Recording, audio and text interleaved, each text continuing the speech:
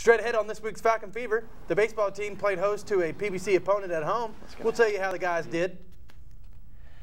And see if the women's tennis team pulled out a few wins over the past week. These stories and more on this week's Falcon Fever.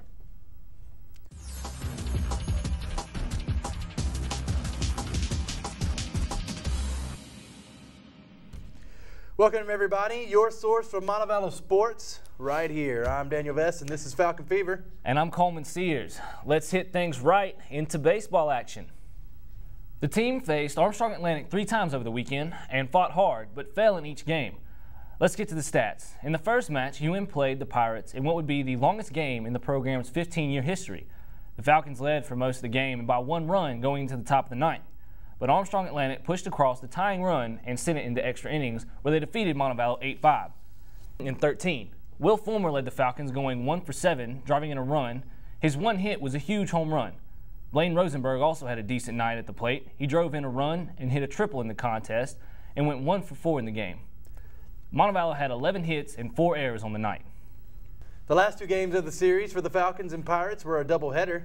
In Game 2, UM couldn't overcome a 5-run Armstrong Atlantic 6th inning and fell 9-4. Kyle Butler picked up his 3rd loss of the season. He went 5 2/3, striking out 2 and allowing 4 runs on 10 hits. Offensively, Dustin Daugherty led Montevallo. He went a near perfect 3 for 4 at the plate, scoring a run, driving in 1, and hitting for a triple. He also had a stolen base in the game. Will Fulmer also had a good night. He went 2 for 4 with an RBI and a walk. In the nightcap in the series finale, UM roared out of the gate with the 4 runs in the first, but could not muster anything after that, falling again 9-4. Edward Brancimo picked up the loss in relief, his first decision of the season. He gave up 2 across 3 hits while striking out 1.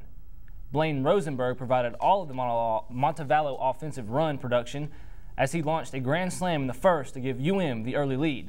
He went 1 for 4, and with the loss, the Falcons fall to 14-15 on the year. The baseball team has a busy schedule ahead of them as their season winds down. They travel to take on UAH, that's Alabama Huntsville, on March 30th.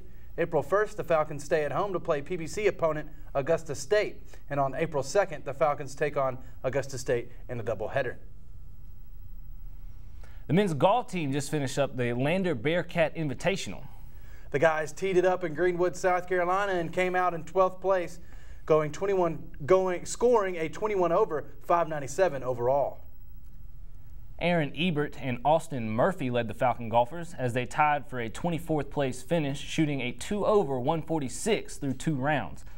Gonzalo Gambertoglio finished tied for the 54th place. He shot a 2-round 7 over 151. Ruvalt Vilhuin tied for 79th place. He shot a 12 over 156, and Mariano Lapori shot a 14 over 158. The men and women have a sort of a long break until their next tournament, and that's a good thing because they'll need some rest before the Peach Belt Conference Championship tournament on April 12th.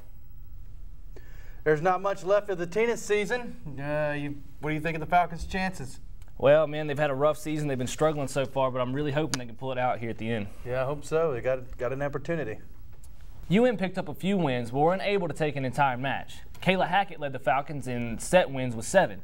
She was followed by Callie Robinson with 3 and Yulia Spetsova with 2. Callie Robinson and Helena Nordgreen had the most double set wins with 4. The women traveled to Tuskegee on March 29th to take on the Golden Tigers. There was no official box score available on the Athletics website, but we do know that the Falcons downed Tuskegee 7-2. The Falcons will be hosting several PBC matches at home over the next week.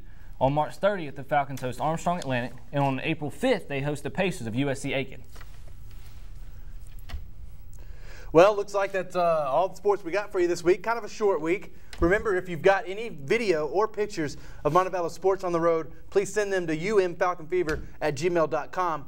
You just might see them on our next show. And if you'd like to watch more Falcon Fever episodes, visit our page at YouTube at Montevallo4U. Thanks for joining us, and don't forget, catch the fever.